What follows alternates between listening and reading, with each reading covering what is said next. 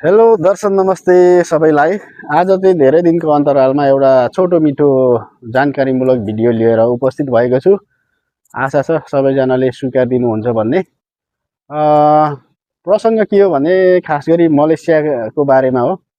अहिले मलेसियामा चाहिँ कस्तो नियम छ भने यदि तपाईँसँग पासपोर्ट छ, तपाईँसँग भिसा छ, तपाईँ अवैधानिक नभए पनि यदि तपाईँसँग चाहिँ पासपोर्ट साथमा छैन भने चाहिँ तपाईँलाई अध्यागमन विभागले यदि भेटेको खण्डमा चाहिँ 14 दिनसम्म हिरासतमा राख्ने नियम छ। त्यो चाहिँ किनभने तपाईँ इलिगल नभए पनि भिसा हुँदै पनि यदि पासपोर्ट चाहिँ तपाईँसँग साथमा छैन भने उनीहरूले चाहिँ 14 दिनसम्म चाहिँ हिरासतमा राख्ने नियम छ। त्यसै कारणले गर्दा पनि मलेसिया स्थित नेपाल एम्बासीले चाहिँ सम्पूर्ण रोजगारदाता कम्पनीहरूलाई चाहिँ अग्रिम सूचना गरिसकेको छ भन्ने बुझिएको छ र कतिपय कम्पनीहरूले कामदारहरूलाई आफ्नो पासपोर्ट पनि जिम्मा दिएको पनि छ र त्यसै गरेर हाम्रो पनि पासपोर्ट आइसकेको छ।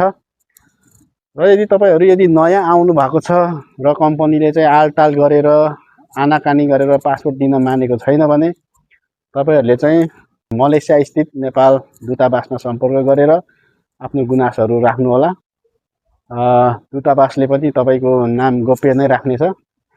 किनभने अहिले मलेसियामा चाहिँ अध्यागमन विभागले चाहिँ तीव्र रूपमा छापा मार्ने काम गरिरहेको छ।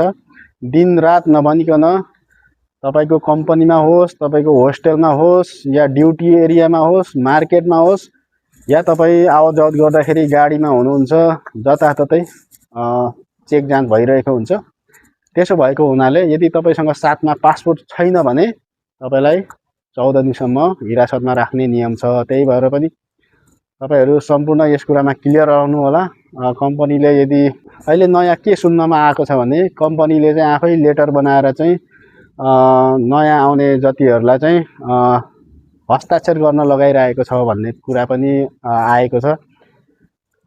त्यो चाहिँ किनभने कम्पनीले चाहिँ पासपोर्ट यदि तिमीहरूले राख्यौ भने पासपोर्ट हराउँछ, बिग्रिन्छ, च्यात्तिन्छ भन्ने बहानामा चाहिँ त्यो पेपरमा हस्ताक्षर गराएर चाहिँ पासपोर्ट नदिने बहाना बनाएर त्यो गर्न लगाउँदैछ भन्ने पनि सुनेको छ। तर त्यसो नगर्नु होला। पासपोर्ट अनिवार्य तपाईँहरूले साथमा राख्नु होला। होइन भने जब अध्यागमन विभागले जब मलेसिया इमिग्रेसनले छापा मार्छ या उनीहरू जब आउँछ चेकिङमा त्यतिखेर पासपोर्ट छैन भने तपाईँको कम्पनीलाई पनि कारबाही गर्छ। त्यसले चाहिँ फेरि तपाईँहरूलाई चाहिँ 14 दिनसम्म हिरासतमा राख्ने व्यवस्था पनि छ। 2025 को मेतिर चाहिँ खुलेको यो घर फिर्ती कार्यक्रम चाहिँ 2026 को अप्रिलसम्म चाहिँ चलेको थियो र त्यसपछि भनेको चाहिँ मलेसिया इमिग्रेसनले एकदमै व्यापक रूपमा छापा मार्ने काम गरेको छ। धेरै विभिन्न ठाउँको विभिन्न देशको मान्छेहरू पक्राउ परेको छ। नेपाली लगायत Indonesia, Vietnam, Thailand, Bangladesh, Philippines, दुनियाँभरिको मान्छेहरू पक्रेको छ जो चाहिँ अवैधानिक रूपमा चाहिँ बसेर काम गरिरहेका थिए। उनीहरूलाई चाहिँ पक्रेको छ र यदि अहिलेको अवस्थामा चाहिँ अवैधानिकलाई यदि अध्यागमन विभागले पक्रेको खण्डमा चाहिँ 10,000 रिङ्गिट जरिवाना र एकदमै जेल सजाय पनि हुनसक्छ। त्यही भएर अहिलेको समयमा भनेको अवैधानिक भएर काम गर्न एकदमै मुस्किल छ। र यदि भन्न चाहन्छु अहिलेको अवस्थामा चाहिँ इलिगल बसेर काम गर्ने स्थिति छैन। त्यसैले गर्दाखेरि पासपोर्टको विषयमा पनि तपाईँहरूलाई मैले क्लियर गरिहालेँ। र यदि भन्दै आजको यो भिडियो यहीँ समाप्त गर्छु। आउँदो भिडियोमा फेरि भेटौँला।